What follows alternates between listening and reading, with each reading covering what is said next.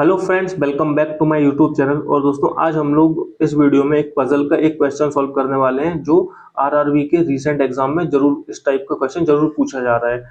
तो ये हमारा पजल का क्वेश्चन है। ये इतना हालांकि इतना ज़्यादा टफ क्वेश्चन नहीं है, लेकिन हम लोग इसमें बेस्ट अप्रोच देखेंगे जिससे आप कम टाइम में और एक बार में इस क्वेश्चन को सही कर लें। तो चलिए शुरू करते हैं। इसमें कह रहा है कि A B C D E F 6 लोग हैं और ये 6 फ्लोर पर रहते हैं, 6 अलग अलग तलों पर रहते हैं। इमारत में सबसे निचले तल का क्रमांक 1 है, उसके ऊपर 2 है और उसके ऊपर ऐसे करते करते 6 तक हैं। उसके बाद फिर आगे बोल रहे हैं कि एफ और डी जिन तलों पर रहते हैं उनका गुणनफल 15 है। तो चलिए हम लोग साथ में बनाते चलते हैं फिगर। ये कहना क्या चाह रहा है आखिरकार। तो ये कह रहा है कि इमारत में सबसे निचले तल का क्रमांक 1 है। तो देखिए सबसे नीचे 1 नंबर है, फिर ऐसे करते करते ऊपर तक कितना है, 6 नंबर तक है। तो हम लोग बनाते हैं सीधा रिवर्स में, 6 5 4 3 2 और 1। अब कह रहा है कि एफ और डी जिन तलों पर रहते हैं उनका गुणनफल 15 है।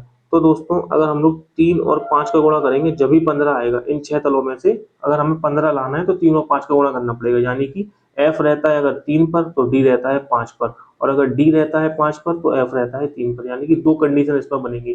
तो अगर हम लोग एफ को कर दें 5 पर तो डी आएगा हमारा 3 पर। और एक और कंडीशन क्या बन सकती है, अगर हम डी को 5 पर कर दें तो एफ आ जाएगा 3 पर। ठीक है, इतनी बात आपको समझ में आ गई। उसके बाद क्या कह रहा है कि ई सी के ठीक ऊपर वाले तल पर रहता है। यानी कि ई जहां पर भी रहेगा वो सी के ठीक ऊपर रहेगा।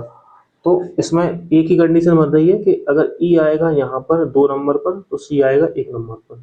ऐसे इसमें भी ये होगा, अगर ई आएगा ऊपर तो सी आएगा 1 नंबर पर।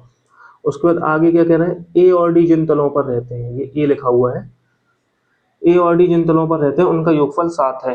अगर ए और डी जिन तलों पर रहते हैं तो देखिए डी तो हमारा पहले से हैगा 3 नंबर पे, तो ए को हम कहाँ पर करते हैं कि 7 आ जाए। तो 3 और 4 का योगफल आता है 7, तो ए आ जाएगा ऑटोमेटिकली 4 नंबर पर। अगर हम लोग इस सेकंड वाली कंडीशन में देखें तो क्या कह रहे हैं कि अगर डी है हमारा 5 नंबर पर तो ए को आना चाहिए 2 नंबर पर। तो 2 नंबर पर तो पहले से ई है, तो ये वाली कंडीशन हमारी सेटिस्फाई नहीं हो रही है। उसके बाद फिर क्या कह रहा है, बस क्वेश्चन हमारा सॉल्व हो गया। अब कह रहा है ए और ई जिन तलों पर रहते हैं उनका योगफल कितना है। तो ए और ई जिन तलों पर रहते हैं, ए रहता है 4 नंबर पर और ई रहता है 2 नंबर पर, तो इनका योगफल कितना है, 6। तो ये हमारा क्वेश्चन हो गया। अब देखिए हमें इससे मतलब नहीं है कि 6 नंबर पर कौन है। अगर अब आप चाहें तो आप क्या करेंगे कि आपने ए को बिठा दिया, डी को बिठा दिया, ई सी एफ हो गए। अब आप देखेंगे कि कौन बच रहा है, तो आप देखेंगे कि 6 पे बच रहा है बी। तो इसमें भी आपके 5 से 7 सेकंड या फिर 10 सेकंड तक वेस्ट हो सकते हैं। हालांकि आपको इसमें कोई जरूरत ही नहीं थी बी को रिप्लेस करने की। तो मैं आपको यही बताना चाह रहा हूँ कि आप क्वेश्चन के हिसाब से पढ़िए कि उसमें क्या पूछ रहा है। तो अगर आपने पजल को सॉल्व कर लिया है और अगर आपकी आधी भी पजल सॉल्व हुई है और उससे भी अगर आपका आंसर आ रहा है तो आप आंसर टिक करके आगे बढ़ जाएगी। पूरे क्वेश्चन को सॉल्व करने की आपको बिल्कुल आवश्यकता नहीं है। और दोस्तों, अगर आपको वीडियो हेल्पफुल लगती है तो इस वीडियो को लाइक कर सकते हैं और मेरे चैनल को सब्सक्राइब कर सकते हैं।